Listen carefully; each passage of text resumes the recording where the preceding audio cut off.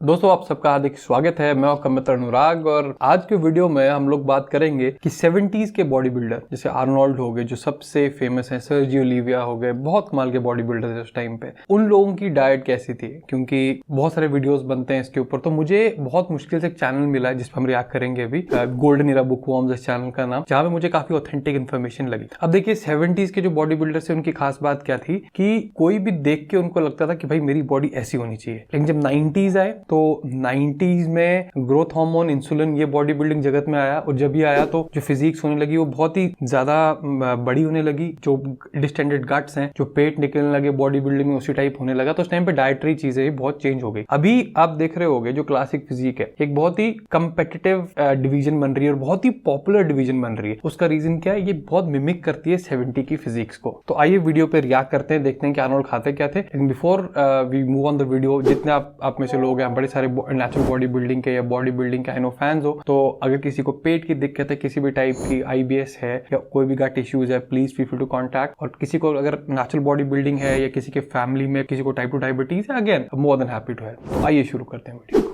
And this, of course, follows from my previous video on Arnold's off-season training program and how it compared to his high-volume pre-contest training program. And so now I'd like to talk about his off-season diet. Regarding diet, Arnold claims that his off-season diet was not too dissimilar from his pre-contest diet in regards to food choices, although he would eat much less, eating only 3 times a day, and it would look something like this. Breakfast would consist of a 3-egg cheese omelette fried in butter with a Weda vitamin mineral tablet.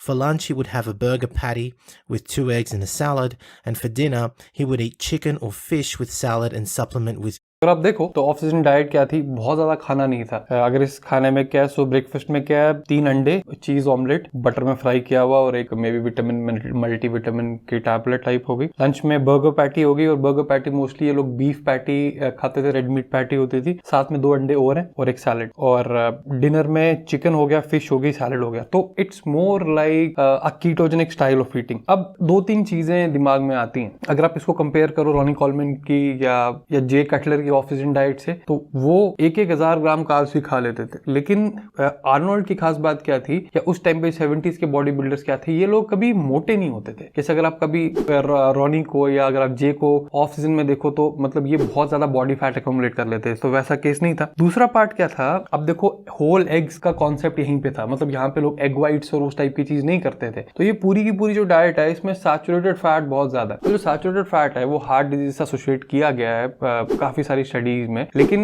Again हमारे पास अभी बड़ा clear indication नहीं है, क्योंकि बहुत सारी जो studies हैं उनमें saturated fat along with a lot of carbs दोनों साथ में। तो जो अकेले इस टाइप की डाइट्स हैं उसमें कहना थोड़ा मुश्किल है कि सैचुरेटेड फैट एक्चुअली क्या हार्ट डिजीज से लिंक्ड है कि नहीं। That's a topic for another video. लेकिन अभी सैचुरेटेड फैट जब बहुत ज्यादा है तो जो टेस्टोस्टेरोन प्रोडक्शन है वो आपके सैचुरेटेड फैट के इंटेक पे बहुत डिपेंडेंट है। तो इस डाइट से ये चीज हो सकती है। लेकिन अगेन कार्ब्स वाला पार्ट बहुत कम है। और एक मैं भूल गया कि किसने ये बात बोली थी, देयर वाज समबडी, उन्होंने कहा था कि अगर आप दिन के 18 होल एग, विंस गोरांडा ने बोला था या क्योंकि उन्हीं की डाइट है ये almost ketogenic style of eating, उस टाइम पे इन्होंने इजाद की थी ये चीज कि उन्होंने कहा था अगर आप 18 होल एग्स खाते हो दिन में तो वो एक डी बॉल के साइकिल जैसा है। तो again that inaccurate, we know that. लेकिन पॉइंट क्या था कि अगर जो कोलेस्ट्रॉल है, ये जो सैचुरेटेड फैट है, ये कहीं ना कहीं टेस्टोस्टेरोन प्रोडक्शन के लिए बहुत बढ़िया है। और हियर गोज इट। अब इसमें देखो अगर आप एक चीज और एक बड़ा इंपॉर्टेंट सप्लीमेंट होता था 70s 80s में, 90s के बाद वो चीज गायब हो गई। ये था जैसे एनिमल न्यूट्रिशन का, फिर रिमेंबर एक डेजिकेटेड लीवर आता था, तो लीवर टैब्स आती थी 80s में, बहुत पॉपुलर थी। अब लीवर, इसको इस इंफॉर्मेशन को हम कैसे यूज कर सकते हैं? ये ऐसे है कि अगर आप में जो लोग नॉनवेज खाते हैं, आप लिवर हफ्ते में 1 या 2 बार ही खा सकते हो। लिवर खाने के फायदे क्या हैं? एक तो B12 और बी विटामिन का कमाल का सोर्स है, ये आयरन का कमाल का सोर्स है, विटामिन ए का कमाल का सोर्स है, और बहुत ही न्यूट्रिशन डेंस चीज है। तो वीकली 1 या 2 की जा सकती है। लेकिन अगर आप देखो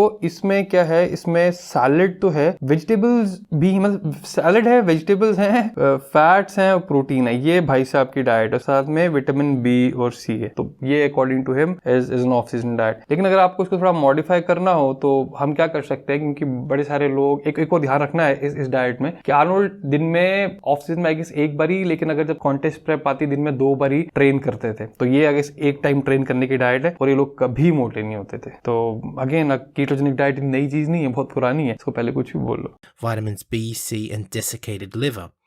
it has gone wild with foods to liver. It is quite clear that Arnold was essentially following Vince's steak and eggs diet during the off-season. Although Arnold claims to not have gone wild with foods during the off-season, it is known that he would carb up on weekends. There are enough stories told of him by many of his training partners back then, including the late Rick Drayson, who would tell the story of how every weekend all the members of Gold's Gym, all the crew would go out to, a pie or ice cream joint and just basically indulge. Although this practice made them feel satisfied, yet made them feel a little guilty the following day, the fact is that such practices of replenishing carbohydrates after following a high-protein, high-fat diet would today be called a cyclic ketogenic diet, and when combined with resistance training are known to cause great pumps in the muscle by replenishing. अब इससे हम दो चीजें सीख सकते हैं। लीन bulking एक बड़ा ही पॉपुलर कॉन्सेप्ट है आजकल, लेकिन पीपल स्टिल डोंट अंडरस्टैंड कि इस कॉन्सेप्ट का मतलब क्या है, कि लीन बल्किंग क्या होती है। देखो, लीन बल्किंग कोई अलग टाइप की चीज नहीं है कि आपके कोई स्पेसिफिक मैक्रोज ज्यादा मतलब अलग हो जाएंगे, अलग सप्लीमेंट्स यूज करेंगे। एक बार I tell you funny story. There was this client of mine, तो उनके ट्रेनर ने उनको लीन बल्किंग के लिए क्या दिया था कि साइकिल क्या रिकमेंड किया था। उन्होंने सोचा कि जो क्लेनब्यूटेरॉल है वो यूज होती है कटिंग के लिए, और टेस्ट है वो आप बल्किंग के लिए कहीं यूज कर सकते हो। तो टेस्टोस्टेरोन और क्लेन का एक स्टैक बना दिया और उनको लीन बल्किंग के लिए कर दिया। लेकिन देखो, ये जो तरीका है, ये लोग क्या करते थे, क्योंकि पूरे वीक ऑलमोस्ट काफी रिस्ट्रिक्टेड टाइप की ईटिंग थी और वीकेंड पे ये फिर मतलब सारे बांध टूट जाते थे, तो सब ये खा जाते थे। लेकिन उसका फायदा था, क्योंकि अगर आपके जो ग्लाइकोजन स्टोर्स हैं तो वो अगर खाली हो जाते हैं तो उसके बाद आपकी बॉडी फ्यूल फैट पे ही काम कर रही है एज अ फ्यूल। जब आप कार्ब्स देते हो तो बॉडी के पहले प्रेफर्ड सोर्स ऑफ फ्यूल वो कार्ब्स ही होते हैं। तो क्या होता है कि आपके जो मसल्स हैं वो एकदम फुल हो जाते हैं। लेकिन मसल्स अगर ऑलरेडी बहुत फुल है, आपका लीवर ग्लाइकोजन ऑलरेडी फुल है क्योंकि फ्रॉम फ्रीक्वेंट ईटिंग, तो फैट डिपोजिशन ज्यादा होगी। तो इस टाइप की साइक्लिकल कीटो जो स्टाइल होता है ईटिंग का, अब मे बी आप ये कर सकते हैं कि 3 दिन you can try on keto style and 1 या 2 दिन जो है you can go on like a high carb style and मतलब वाइस वर्सा। अगेन ये कोई एग्जैक्ट टेम्पलेट नहीं है, it will depend on person to person. लेकिन the moral of the story is, अगर आप लो कार्ब डेज और medium carb days और हाई कार्ब डेज को कार्ब साइक्लिंग बोला जाता है, आप उस टाइप की स्ट्रेटेजी अपनाएं। एक टारगेट वेट दिमाग में रखें कि ठीक है, अगर मेरा भी ऑफ सीजन है या बल्क करना चाहता हूं, इस वेट के ऊपर नहीं जाना चाहता, इस बॉडी फैट के ऊपर नहीं जाना चाहता। उस लेट्स अज्यूम कि आप अभी करंटली आपने कटिंग खत्म किया 12% बॉडी फैट पे, 10% बॉडी फैट पे हो, तो अब आपने एक गोल बना लिया कि ठीक है मैं कैलोरीज ऊपर करना शुरू करता हूं, लेकिन 15-16% ऊपर मैं नहीं जाऊंगा। जैसे ही 15-16% के आसपास आप पहुंचे, उसके बाद आपने कैलोरीज थोड़ी कट करना शुरू कर दी, अब 12-13 पहुंचे, फिर से बल्क करना शुरू किया। तो this is like lean bulking exactly as needed glycogen in the muscle, of course. In preparation for a contest, however, Arnold would almost double his food intake. Arnold would increase his food intake by simply adding a couple of more meals, and his typical day of eating would look something like this. His breakfast would include half a pound burger patty with 3 or 4 scrambled eggs and bacon. His lunch would include a big steak and eggs and salad. A mid-afternoon meal would consist of 2 cans of tuna, salad, and a glass of Crash Weight Formula or Blair's Protein.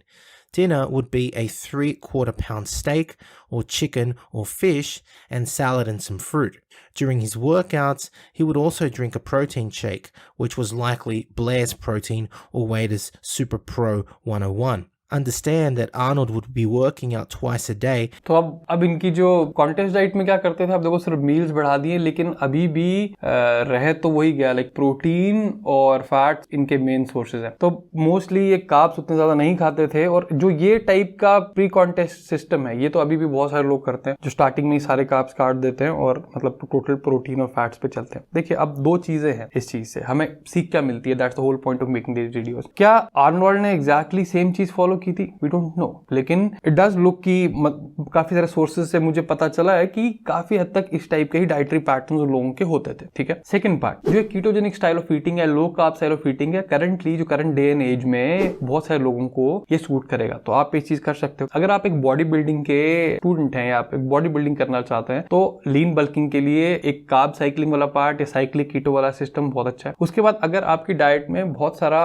Meet है, तो I would highly advise कि आप कुछ दिन pure vegetarian days भी रखें, क्योंकि होता क्या है, देखिए जैसे प्रोटीन है, मीट में मैक्सिमम प्रोटीन होता है, फैट होता है, तो उसमें ये चीज रहती है कि जो प्रोटीन एक सिग्नलिंग मॉलिक्यूल है, सिग्नलिंग मॉलिक्यूल है ग्रोथ का। तो मेरे अकॉर्डिंग अगर नॉट मेरे according, like we have research about this also, कि अगर आप सिग्नलिंग मॉलिक्यूल है, अगर ये हर चीज की ग्रोथ ही करेगा, तो अगर कोई छोटे मोटे ट्यूमर हैं, छोटे मोटे कैंसर्स हैं, उनकी ग्रोथ भी उस टाइप से हो सकती है। तो it's always a good idea कि आपकी जो ईटिंग फिलॉसफी है उसमें थोड़ी वैरायटी हो। जैसे अगर 3 नॉन-वेज डे है, उसके बाद you have like 2 vegan days, not vegetarian, 2 vegan days, एक फास्टिंग वाला दिन हो गया, एक मिक्स डे हो गया, तो इससे चीजें सेट रहती हैं। क्योंकि एक चीज मैं क्या देख रहा हूँ, जो लोग काफी टाइम से एक रेजिमेंटेड सेम तरीके से खा रहे हैं, कुछ ना कुछ दिक्कतें आ रही हैं, क्योंकि मैं बहुत सारे लोगों से काम करता हूँ, तो ये एडवाइस मैं आपको इन सब चीजों से दे सकता हूँ। बाकी रेगुलरली अपने आप को टेस्ट करते रहिए। अगर आप बॉडी बिल्डर है, एक नेचुरल बॉडी बिल्डर भी हैं, तो कम से कम 6 महीने कोई टेस्ट करना बहुत जरूरी है, क्योंकि एज अ बॉडी बिल्डर आप नॉर्मल लोगों से ज्यादा कैलोरीज खाएंगे, और जब ज्यादा कैलोरीज खाएंगे बॉडी पे ज्यादा लोड पड़ेगा, तो यू नीड टू सी कि कोई वेरिएबल्स डिस्टर्ब तो नहीं हो रहे। Guys, I hope we did learn something from the video. I will see you next time. Till then, bye bye.